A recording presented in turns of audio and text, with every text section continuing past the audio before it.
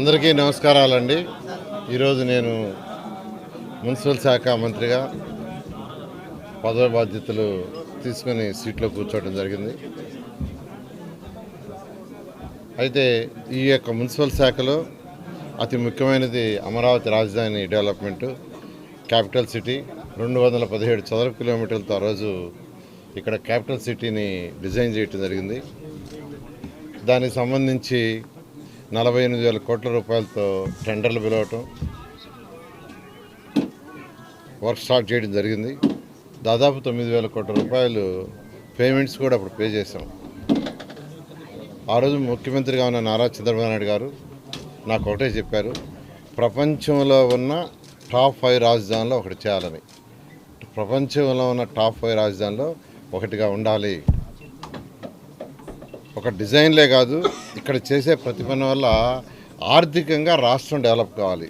ఇక్కడ ఏ యాక్టివిటీ చేసినా దానివల్ల రాష్ట్రంలో ఉన్న పాత జిల్లాలు 13 జిల్లాల్లో ఆర్థికంగా పెరగాలి. బిల్డింగ్లే కాదు, అలా యాక్చువల్గా డిజైన్ చేసాం. దానికి సింగపూర్ గవర్నమెంట్ వాళ్ళ సపోర్ట్ తీసుకున్నాం.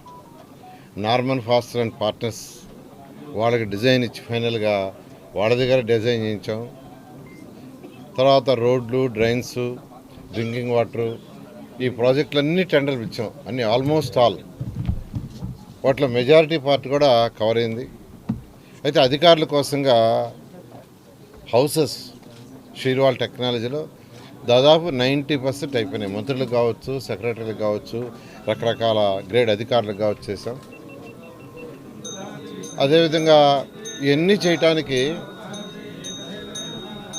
చేయటానికి రైతులు, ఈరోజు నేను చెప్తున్నాను, రైతులు ఇక్కడ నా వెనకాల ఉన్నారు. 2015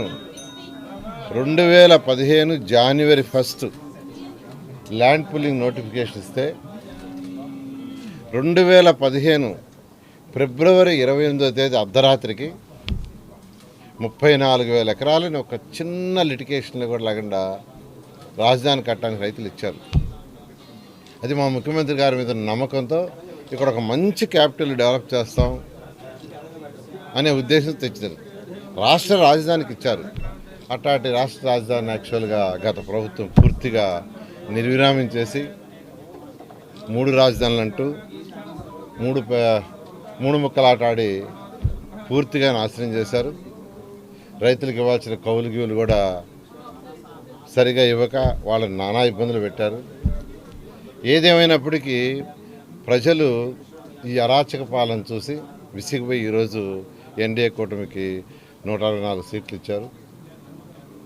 ముఖ్యమంత్రి గారు ఒకటే చెప్పారు, మళ్ళీ ఈ శాఖ నాకు ఇచ్చి, గతంలో ఈ శాఖ నిర్వహించావు, నీకు అనుభవం ఉంది, ఆ అనుభవంతో దీన్ని ప్రపంచంలో టాప్ 5 రాజధానిలో ఒకటి చేయాలా, ఇక్కడ కట్టే రాజధాని వల్ల రాష్ట్రంలోని 13 జిల్లాల యొక్క ఆర్థిక స్థితి పెరగాలి అని ఇచ్చారు.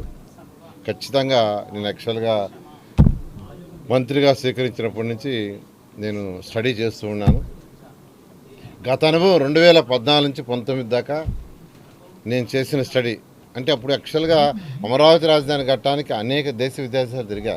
ఒక దేశం కాదు, China, Japan, Russia, Singapore, Malaysia, Ashgabat, Asthana, ఇట్లా అనేక దేశ విదేశాలు తిరిగి యాక్చువల్గా దీన్ని డిజైన్ చేయడం జరిగింది.